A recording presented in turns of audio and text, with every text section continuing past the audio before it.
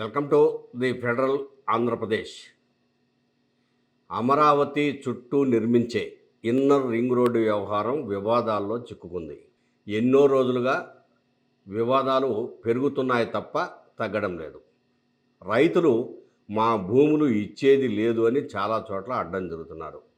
అయినా ప్రభుత్వం inner ring road నిర్మాణానికి సంబంధించి ముందడుగు వేస్తూనే ఉంది.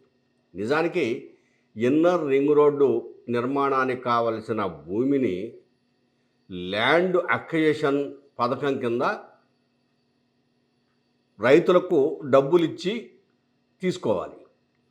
అయితే ఆంధ్రప్రదేశ్ ప్రభుత్వం ఇన్నర్ రింగ్ రోడ్డుకు సంబంధించి భూ సేకరణ కాకుండా భూ సమీకరణ పథకానికి వెళ్ళిపోతుంది.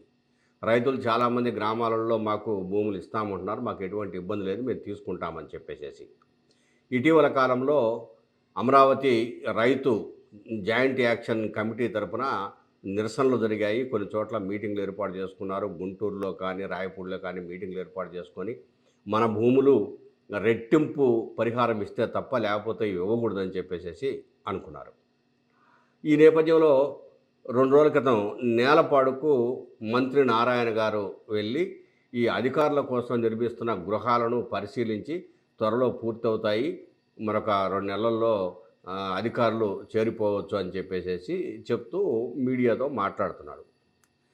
మీడియాతో మాట్లాడుతున్న సందర్భంగా ఒక విలేకరి ఇన్నర్ రింగ్ రోడ్డు వ్యవహారం భూ సేకరణ లేదా భూ సమీకరణ ఏంటి సార్ అని చెప్పేసి అడిగితే ఖచ్చితంగా భూ సమీకరణ కిందే తీసుకుంటున్నామని చెప్పాడు. మరి రైతులు చాలామంది వ్యతిరేకిస్తున్నారు కదా అంటే ఆయన చెప్పింది ఏంటంటే, 2001లో నేను అమరావతిలోని ఈడ్పుగల్లు దగ్గర ఒక 60 సెంట్ల భూమిని కొనుగోలు చేశాను.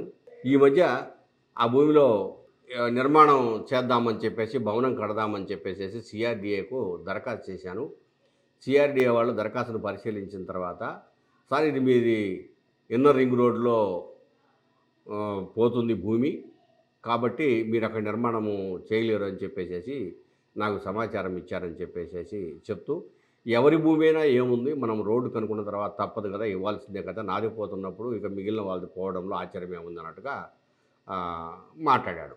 సరే, ఆయనది పోతుందా రైతులది పోతుందా అనేది కాదు ఇక్కడ సమస్య. రైతులు ఆ భూమి మీద ఆధారపడి జీవనం కొనసాగిస్తున్నారు. వాళ్ళకి ఇవ్వాల్సిన పరిహారాన్ని ఇవ్వడంలో ఎందుకు నిర్లక్ష్యం చేస్తున్నారు?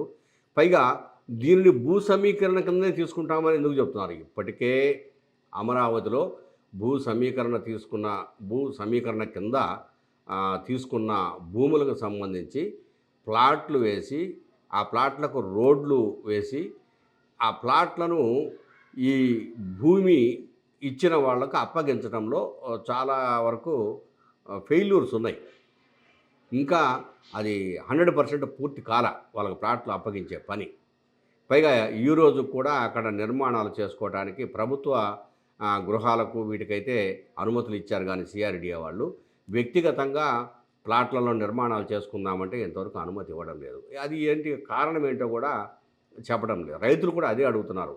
మేము ఇప్పుడు ఎట్లాగో రోడ్డు ఫార్మేషన్స్ అవన్నీ జరుగుతున్నాయి కాబట్టి చిన్నగా మేము ముందు ఇల్లు కట్టుకుంటాము, మాకు పర్మిషన్ ఇవ్వండి అంటే నిర్మాణానికి అనుమతి ఎందుకు ఇవ్వలేదు అని చెప్పేసి వాళ్ళు ప్రశ్నిస్తున్నారు. అయితే సిఆర్డిఏ నుంచి సరైన సమాధానం లేదు. సిఆర్డిఏ అధికారుల పట్ల తీవ్రమైనటువంటి ఆగ్రహంతో అమరావతి రైతులు ఉన్నారు. అది మరి మంత్రివర్యుల వారికి లేకపోతే ముఖ్యమంత్రి గారికి తెలుసో తెలియదో కానీ రైతుల్లో మాత్రం సిఆర్డిఏ అధికారుల మీద తీవ్రమైన వ్యతిరేకత, ఆగ్రహం ఉంది. సరే, ఇప్పుడు నారాయణ గారు నా 60 సెంట్ల భూమి పోతుందని చెప్పేసి అన్నాడు కదా. సరే, 60 సెంట్ల భూమి రోడ్డుకు పోతుంది.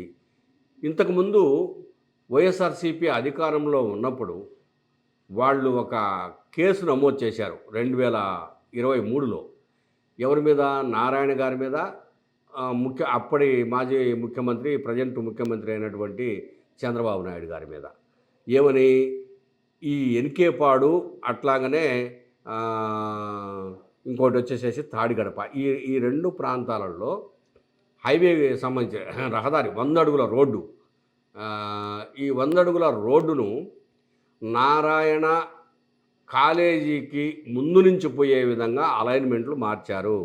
అట్లాగనే హెరిటేజ్ కార్యాలయానికి ముందు నుంచి పోయేదానికి అలైన్మెంట్లు మార్చారు.